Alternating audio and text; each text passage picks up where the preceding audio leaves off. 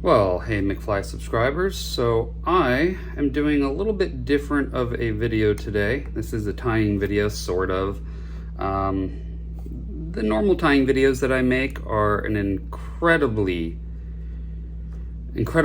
amount of effort to put in. They take about 20 hours total, each one of the videos, maybe 10 to 25 or so, depending on the fly. But you know, I do 30 or sometimes 40 or even 50 different shots. I'm always moving the camera around, so even just filming the tying process, and then the editing process takes a while. So this is just setting up my phone here. It's not even my normal camera. My phone, I'm just going to talk at the camera and tell you how to tie this fly. I've already started it. This is part of an order, but you've seen this fly before. So this is my foam shrimp. Okay, McFly foam shrimp. And you know, it's a great pattern. I love it. It's worked really well for me for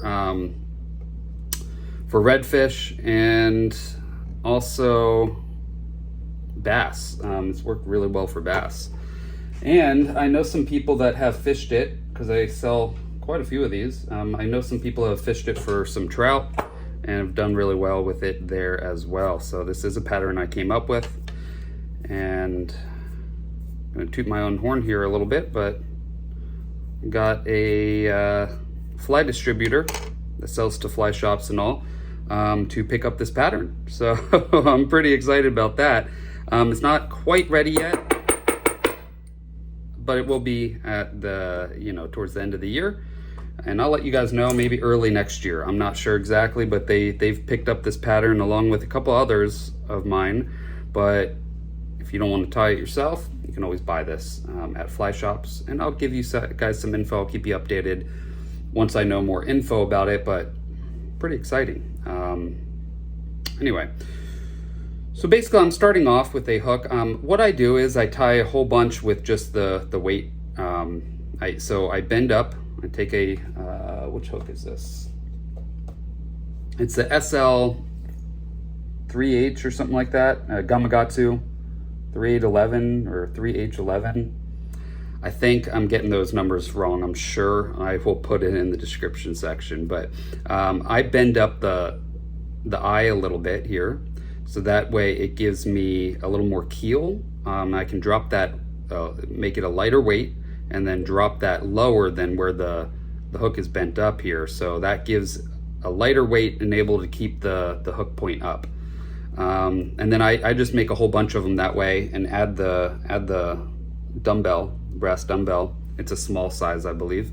And again, all of the info is going to be in the description section. So if I miss a material, you're like, what was that? You can find it in the description section. So I wind on some thread, a thread base here, up a little bit into the hook bend here, and I come back down a little past halfway, like closer to the front here, and then I cut off and stack some, this is orange because I'm tying an orange, but orange deer hair, okay?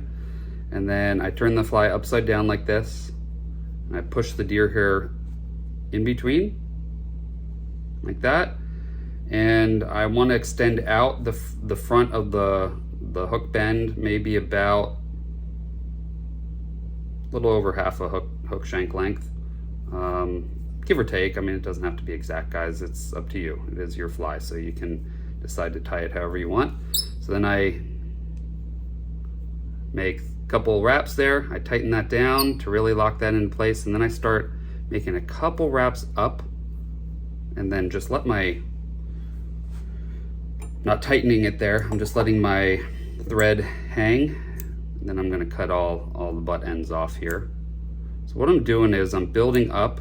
I want to go back a little bit because I'm building up a little bit of a body on this with some of the hair, and that's going to allow it to be buoyant. Now granted, we're going to tie this down, so it probably is going to suck a little bit of the air out, or tie a little bit of the air out of it, but you know, if you can create a little body there, then you are gonna trap some air All right, so you come up to the front, you can tighten it a little bit at the front there to keep it from spinning, and then come back. And notice I turned once I got the initial on there, I turned the fly back over because it's easier to tie that way. I'm pushing this down to kind of make sure it's more sticking up.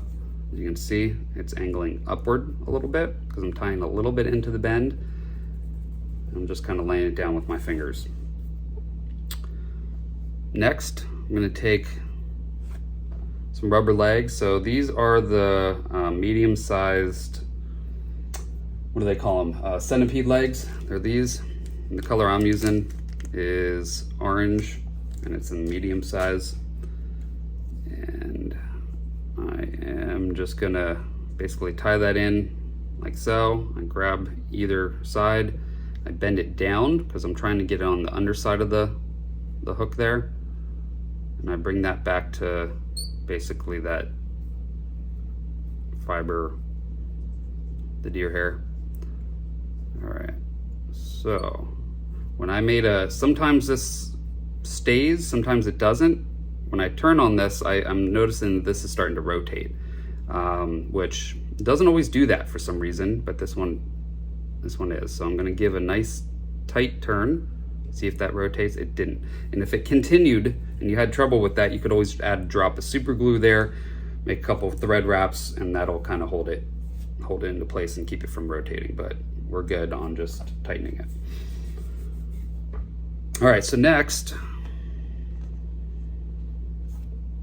if I can grab it without knocking over my camera here. Next, we're gonna tie in some mono. This is actually fluorocarbon. It's just an old tippet spool of, I think this is 2X, 1X, somewhere around there. We're just gonna tie that in all the way to the back on your side, on the near side. Doesn't matter if it's on the opposite side, just tie it in the back. I think the near side is gonna be a little better, but you'll see why in a minute. All right, next we're gonna take a feather. So a soft hackle.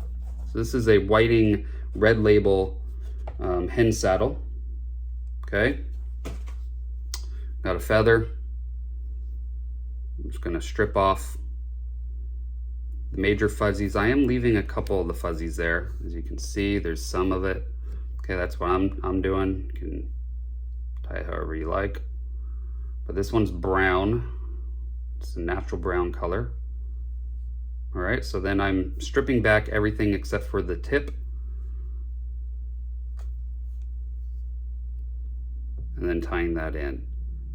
Now, it does not really matter if you cut that tip off because we're just gonna tie right over it. So, and there's enough shank length there that you can just tie that whole tip in. You don't have to cut that tip like you've done before in some other flies. So next, I've got this. It's UV2, oh, that's upside down, UV2 Diamond Bright. It's also backwards if you guys are looking at it, but anyway, it's UV2 Diamond Bright. I'm doing let's see, what color is that called? It's called root beer. So that's the color I'm doing, is root beer. I just find it's a good color. It doesn't really matter. And in fact, you don't even have to do Diamond Bright. This is a really shiny, flashy dubbing. It's ice dub, if you're familiar with that. Really good dubbing if you want some flash. I wanted flash in this, but you could do it with, if you don't want flash in your fly, if you want it a little more muted, you could definitely do like Antron or, anything really, anything. Just as long as it's not like a major dry fly dubbing. Rabbit would work too. All right, so we're dubbing about halfway up the hook shank, roughly, give or take.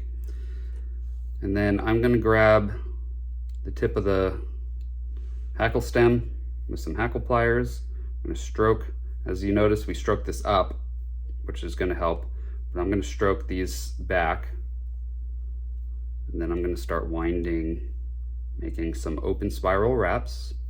The first couple wraps close to each other right at the front, and then we'll go ahead and start spiraling this back, kind of like you would with like a woolly bugger or something, if you've tied those before.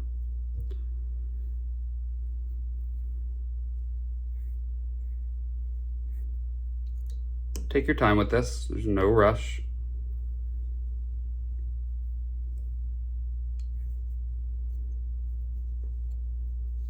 Okay, once you reach the back, you can capture it with 2 wraps there.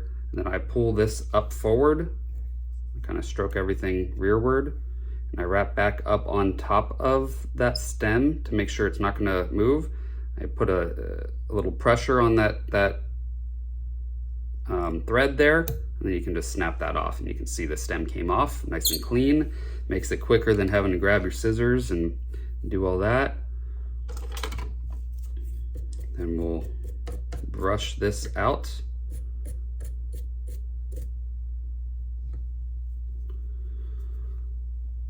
And then we're going to grab a little more of this flashy dubbing, or whatever dubbing you're using. Doesn't have to be the flash dubbing. Let's get that out of the way.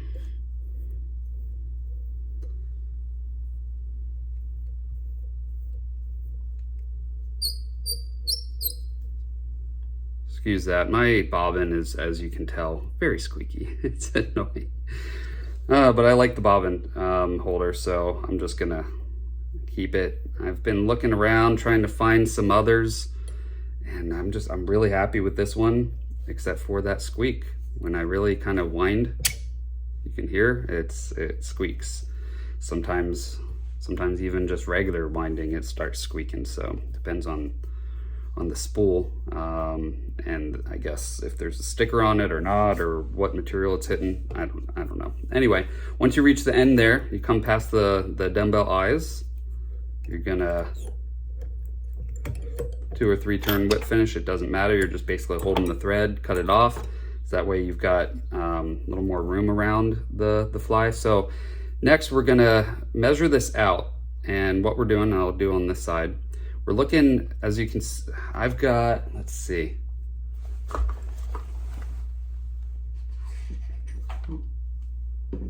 Sorry guys, 1 second.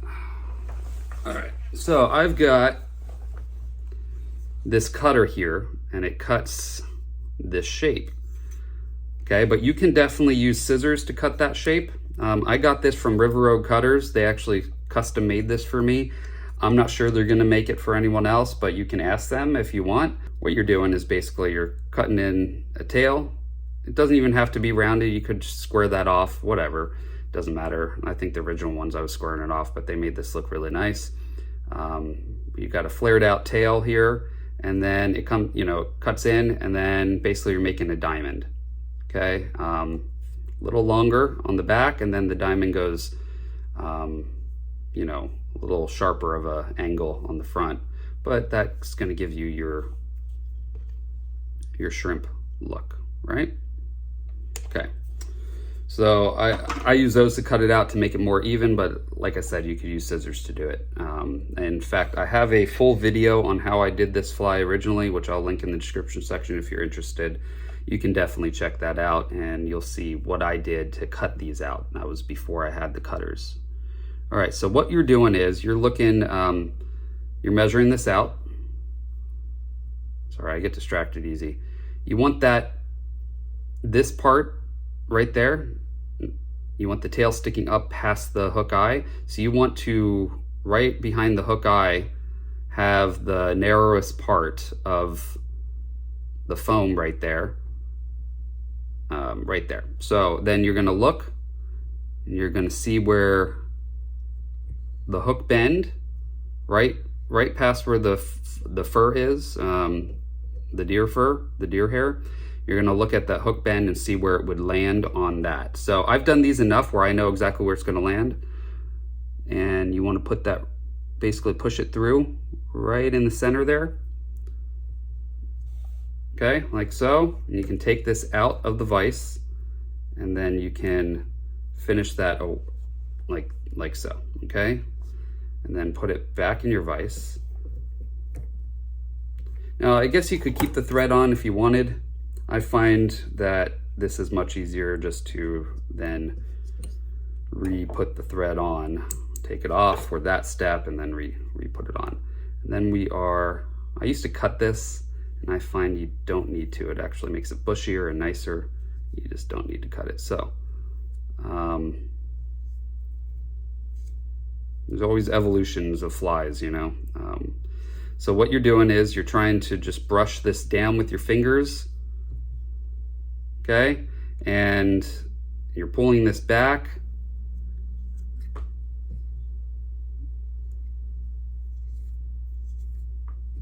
And that's basically what you're doing there. So then you have this, let's see. You're gonna wrap over that narrow part. Not too tight because you don't want to cut the foam. The foam can cut. By the way, I'm using 6/0 Vivus. Okay, so that's a round thread. So that's why I'm being careful. I don't want to cut this. I don't want to pull too tight because that could cut the foam. All right, so once that's tied on like so, then we're going to take that mono that we tied in. And the first initial one here is going to be a little tough. You're going to be trapping some of the fibers, and we want to try to make that as straight of a turn on there as possible. There we go. So as you can see, that's straight across. It's not angled or anything. And what you want to do is make the angle underneath, because you're not going to see that. It's not making a crease. Okay, but when you make that angle underneath, then you've got the fur, the feather fiber is going to be trapped a little bit, okay, but we'll fix that in a minute. So then we make another one straight across, as straight as we can. It doesn't have to be perfect, but and another one straight across, come back over, and you know, just start. As you go down, you'll notice it's larger to smaller. You're making smaller wraps, and then once you come all the way down and you've made all the wraps that you want, okay, I wish I could bring you on this other side, but what I do is I bring the mono up over the brass dumbbell like so, and then I can wrap over it once, twice, okay, and now that's tied in, and I can come up like so. I can pull this part up and I make one more wrap under that, and then I can pull this all the way back and then wrap over the narrow part again of the foam, and then that's locked in. That's not going to move. You can come in, cut that off really tight, and the tying portion is finished. So now you can whip finish the fly. The 4-turn whip finish is good enough because I'm going to add some Solarez to this, and that's going to really, you know, take care of that. So make sure that the foam is positioned correctly. You can kind of rotate a little bit. And when you get really heavy strikes, that is going to end up twisting, and I mean, it's just what it is. If you make really tight wraps with the mono, it's going to help with that. But anyway, so I got Solarez Bone Dry here. They're ultra thin resin, and I'm just going to put a dot over the dumbbells, okay, because that's going to really make sure those dumbbells don't move. And then I'm going to brush a little bit over that whip finish. I'm going to hold it upside down, and, or I guess right side up really, but the dumbbell's going to be on the bottom. I'm going to cure that. So what this does is, see the foam here, what I'm doing is I'm allowing for a really light, I didn't want a really fast sinking shrimp. I wanted something to hit the bottom and sit. When it hits the bottom, it's going to sit like up, okay, because this is going to be on the bottom. It's going to sit kind of up like that. And then when I twitch it, just a little twitch with the line, it's going to kind of bring this down. It's going to look like a shrimp popping, right? Which is exactly the movement of a shrimp. And it seemed to work really well for the redfish. But I found that this works really well as a crayfish imitator as well. And in fact, the company that took the pattern saw it as a crayfish. They didn't see it as a shrimp. It works great as a shrimp, but they're mainly they mainly work with freshwater stuff, so they were like, hey, that's what we're gonna do. We're gonna make that a crayfish, and sure enough, it's working really well for them as crayfish. Anyway, so we're coming through, and we're just picking out any of the fibers that are trapped underneath. Be careful, don't be too aggressive with it. Just some of the fibers. It doesn't have to be perfect, but any of the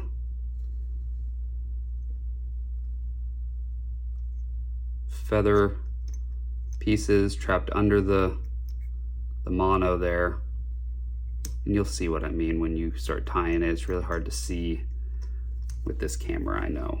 I wish I had my better camera on, but it's just a lot of work to make those kind of videos.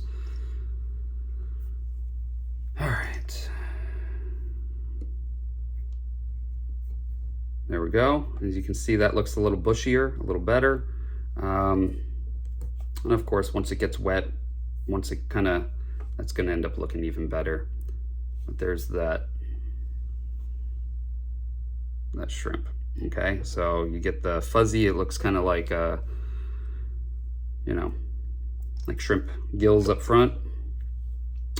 You get the little basically all things that shrimp are. Now I'm using a yellow foam. If you could find a foam that had a lot of yellow, orange, and brown blotches on top, they make some photo foam. You could use that. The other thing you could do is just color it. So like this one, I just went through, I made 2 eyes with a black Sharpie. So hold on, sorry, my arm. Let me go ahead and do that, and you can see what I'm talking about.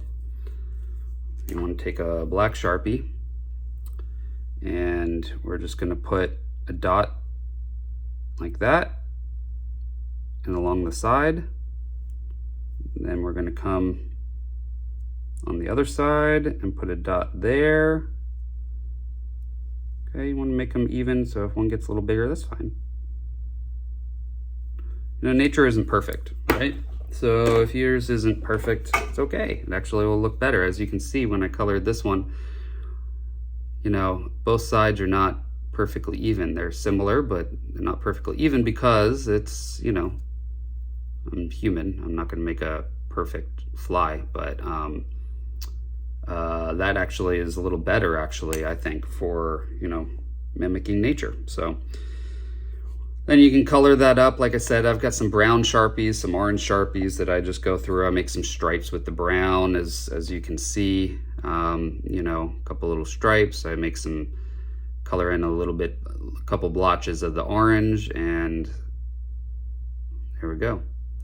That's that shrimp. Well, thanks guys for watching. I do sell flies, obviously. I'm tying these for a customer. So if you guys want to buy some flies, go ahead and let me know in the description section.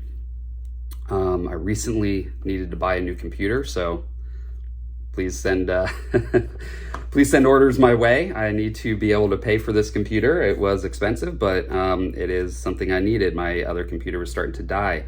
If you guys remember, I bought that back in 2017, and I'm abusive with my computers. Because not on purpose. I take care of them, but I'm doing 4K video editing 2 times a week, at least once a week. But a lot of stuff in the computers, and they don't last. So I just bought a laptop, and it's good quality. It's working well, but it is pricey. I got to pay for it. So if you guys like this video, please go ahead and click the like button. If you haven't subscribed already, please subscribe.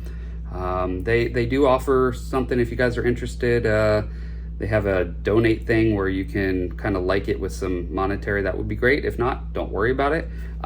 It's not a big deal. These are free for you guys, so I want to keep them free, but always appreciate the donations if you can. If you can't, no big deal. I do have Patreon if you guys are interested. Go ahead and check that out. And also my sponsor, Risen. Please check out Risen. I love Risen Fly. Risen Fly makes some of the best gear, and for the price. I mean, honestly guys, I can't find a rod that is roughly around $100. I think they are $109 for their Genesis fly rod, and I've never found a rod that good. And the best thing is they offer all of you a discount, so even on top of that, you got 15% off. Type in McFly at checkout, and you'll never find a rod that is $90 or so, you know, ever for that price. I'm telling you, 95 or so. You'll never find that under $100. That's what it is, I think, after the discount. So go ahead and get it. You'll be happy. If you are looking to get into fly fishing or just need an extra, you know, rod, or heck, I like it as my main rod. It's not necessarily, you know, my backup. I use it regularly. I love it. I have a 3-weight, I've got a 5-weight, and it in 8-weight as well, and I love it. Works great, casts really well, best rod ever. Plus they make some other rods as well. They have some higher end rods and reels, and everything they make is great. Plus their customer service is amazing, and they have a lifetime warranty, so hard to beat with that price range. There's just really nothing out there, and they are an American company, so it's not like you're, you know, giving money to China or whatever, which that's fine if you're, you know, if you don't mind, but you know, some of you that matters. So it is an American company. They're out of Pennsylvania, and like I said, best customer service ever. Check them out.